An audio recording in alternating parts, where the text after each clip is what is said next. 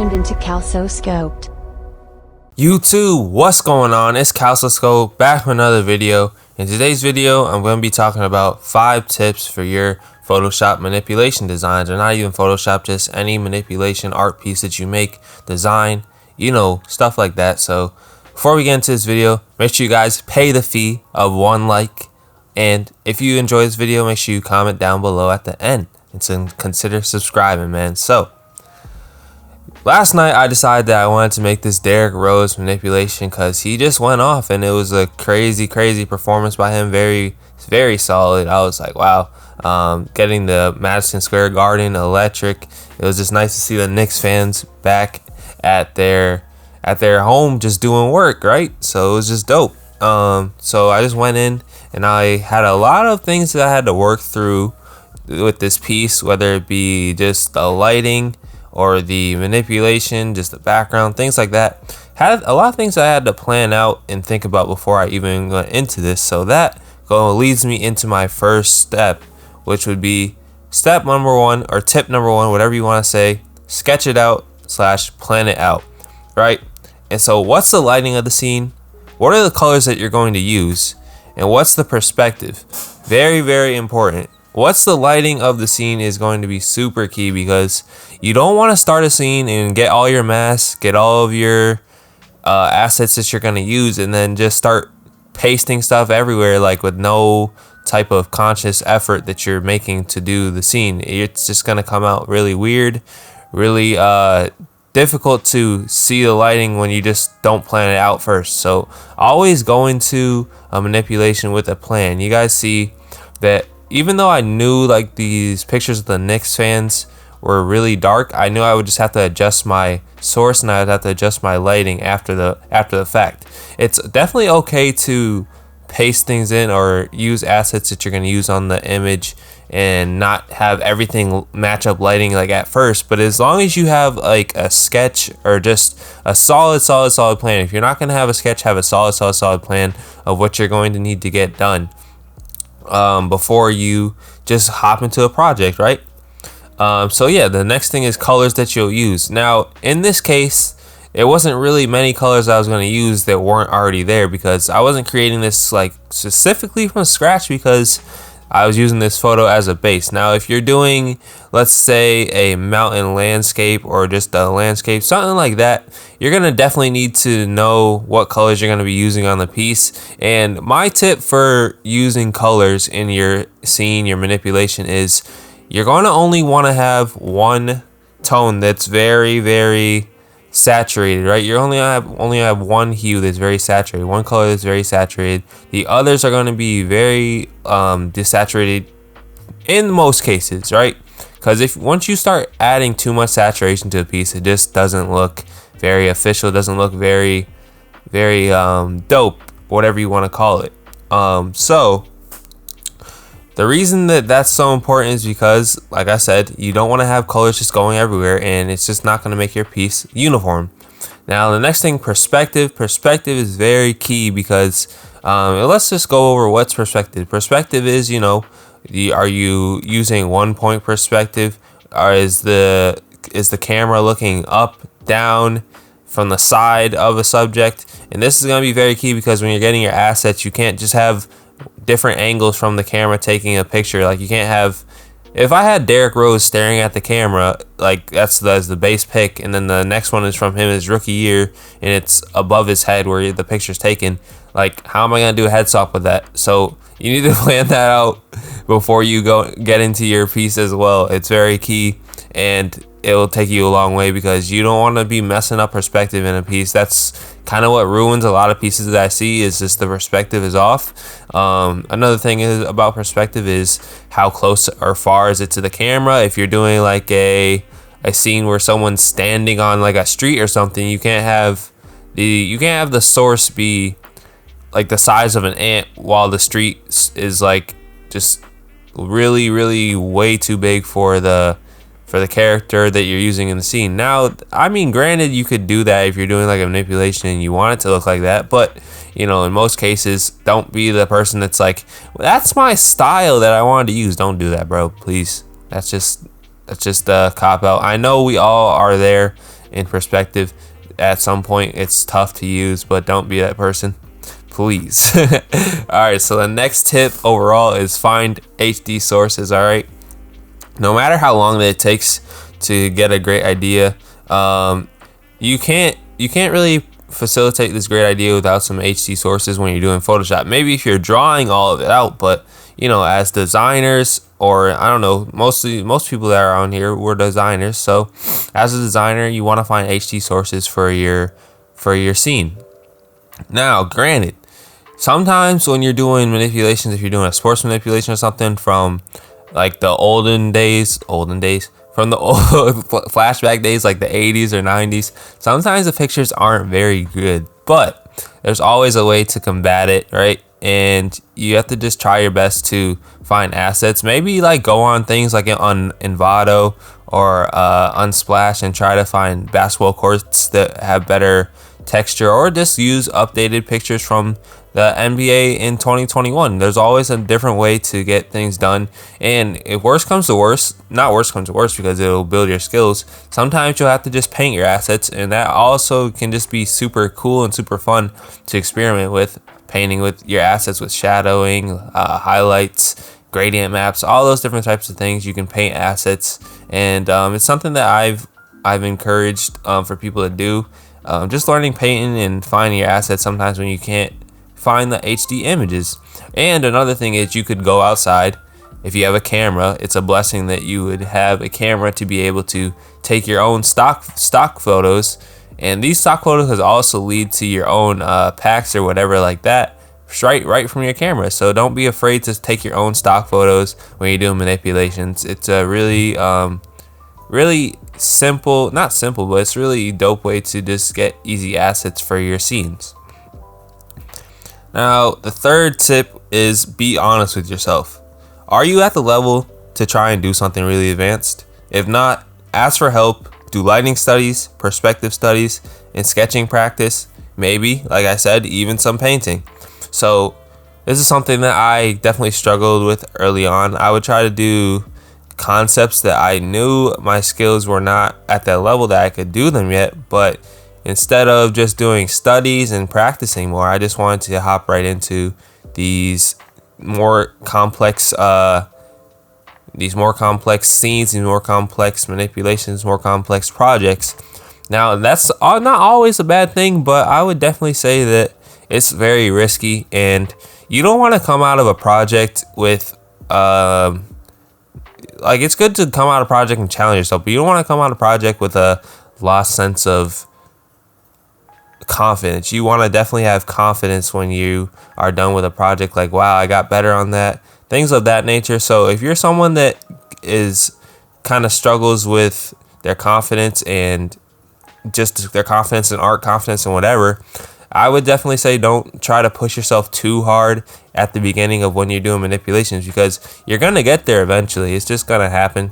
As long as you keep doing your studies, like I said, study perspective, study sketching, you know, lighting, all those different types of things. Just do studies, watch tutorials, watch tutorial after tutorial until you just feel satisfied about how you are doing in art. And tutorials are really helpful to just go back a bunch of times and break down what the creator's doing.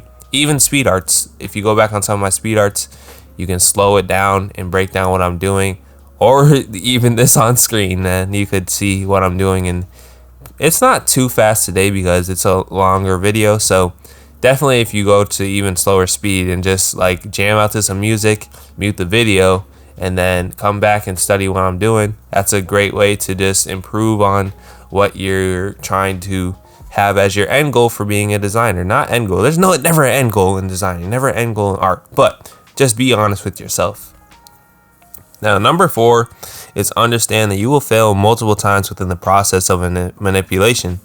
Don't try and rush something through. Work it out and think of a way to combat it.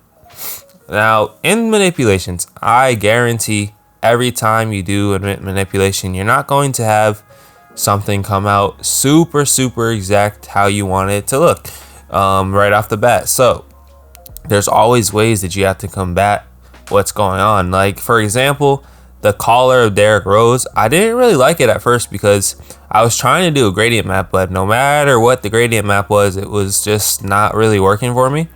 Now thinking back after the fact, I could have just made the end of the gradient map a dark orange to a lighter orange, but I wasn't even thinking like that. So I think what I ended up doing was I used linear light on top of a gradient map, so that kind of made it give it more texture, because what was happening was it was losing texture. So that's what I had to do to give it a little bit more texture. But you know, there's always so many ways to do one thing in Photoshop. That's why it's just so important to plan what you're gonna do out, because you can get to that method so easily once you plan things out. But yeah, man, definitely during a piece, you're going to have a lot of things come up that you weren't even expecting. You're like, oh, well, how am I going to figure this out? Don't rush through it. Don't just say, hey, I'm just going to finish this off real quick because I want to get done with it, and just throw whatever on there. Do whatever type of poopy lighting that you know you shouldn't be doing on there. Just understand you're going to fail multiple times within the process, and you have to keep pushing, keep going, and you're going to figure it out eventually. Now, number 5, the last thing I'm just going to talk about today, then I'll just kind of talk over some of the things I did on this manipulation, is capture the scene. Whether it be emotion that you're going for, lighting, a sentimental value, when you create honest art with an energy, people will understand what you went through to make this and have an emotional attachment. Now, Derrick Rose is a player that many people have an emotional attachment to, and also I like Derrick Rose. I like seeing him play, but I also know, if you like, for instance, because you guys are always like, how do I grow on Instagram? How do I grow on this? I want more followers. Even though, you know, I have said it multiple times, that doesn't matter. But a piece like this is going to be something that is, you know, gonna catch a lot of people's eyes and have sentimental value. I haven't posted this yet, but I'm guessing that it's going to be pretty viral overall, because the sentimental value that it has, right? Derrick Rose, a great player that, you know, just battle a lot with injuries and things like that. It has a sentimental value. People always will come back to a Derrick Rose edit, and they want to see more of Derrick Rose because he's someone that people look up to as a comeback hero, as determined. So it just has that emotional attachment, sentimental value. So that's what's super important when you're making manipulations or you're making art in general. What are you going for that's going to capture people's eyes and capture people to come back to what you do as a creator, and what do people want to see? Now, it's very important to do what you want to do at the end of the day with your art, but you know, I think that even you'll find yourself, even if you want to just create something that's silly or funny, you're gonna find the audience for that. There's always an audience for your art, and you just have to find it. And better than not, when you're on Instagram and things like that, it's good to stick to your style and what you do, at least for your social media. Do your other projects always, but stick to your style for the most part on social media, and you can grow very quickly and very fast. So yeah, another thing is capturing the scene, the lighting. Lighting can have a lot of dramatic impact as well, because for example, if I were to put Derrick Rose in like a spotlight where you can't barely see the fans in the background, and I just put him in like a spotlight scenario, that would be something that would be different from seeing the fans involved. Now, I actually included the fans involved a good amount because I wanted it to be a piece where everybody's together. Like, it's not just a one type of thing, because Derrick Rose has gone into this city of New York and people support him. They want to see him do well. So I made sure to include a lot of fans this in excitement and very upbeat about Derrick Rose winning this New York Knicks MVP trophy. So that's going to do it for the 5 tips. Now, just going through the rest of this manipulation, I'll just talk through some of this. So yeah, just some parts that were really difficult was definitely the tattoo on Derrick Rose's neck, the Godspeed tattoo. I think I used in combination about 3 pictures for the head swap. I used the base head, and I used 2 different pictures for the tattoo because, as you guys see right now, the Godspeed is kind of cut off, so I definitely had to get the other side of that, and then I had to match it with levels, color balance, and selective color. I think I also used exposure on here, but you know, it all worked out in the end, and that was just a super tedious part for me, and I kid you not, I wanted to kind of rush through it and just add some shading, add some highlights, but that would not be a great piece. And the first thing that people look at in a piece is like the focal point, which would be the head, because that's what we always are looking at. Even in our daily lives, when you look in the mirror, you're just probably looking at yourself in the face, or you know, you could just be looking at different parts of yourself, but you know, each their own. I don't know. But I had to definitely warp this a lot, and this definitely took around like 20-25 minutes to get this neck right. So granted that this was a tedious process, it definitely paid off in the end for me sticking through it.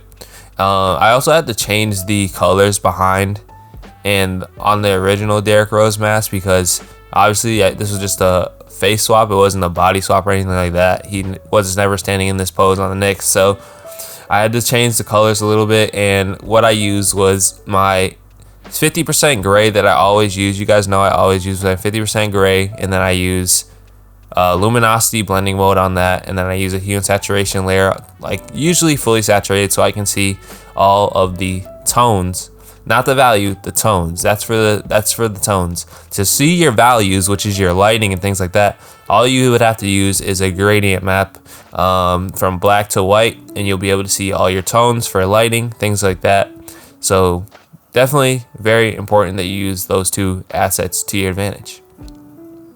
Now you guys also see that I bring up sometimes I brought up the original picture of Rose, and that's always good because it's good to use reference whenever you're doing something. You don't want to just go into something blinded. I'm not a very spontaneous person, so I like to use reference, and obviously I'm referencing back to the OG pic to make sure I see what I want to see on my composition, and it's just all coming together. Like every step just is manifesting itself.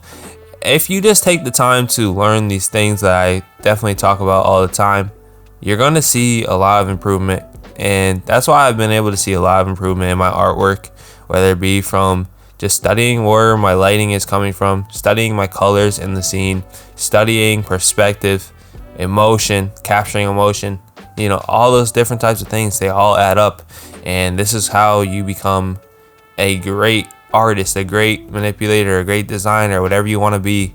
You have to just learn the fundamentals first.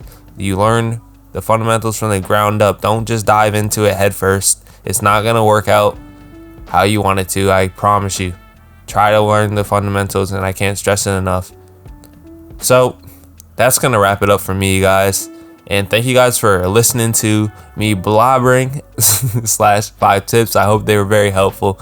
And I'm going to put this PSD up on Gumroad eventually. And this PSD will come with a wallpaper.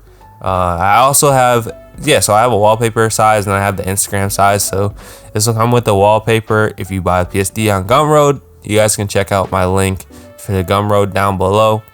And I appreciate you guys always showing support. We're on the road to 3K, man. Let's get to 3,000 subscribers.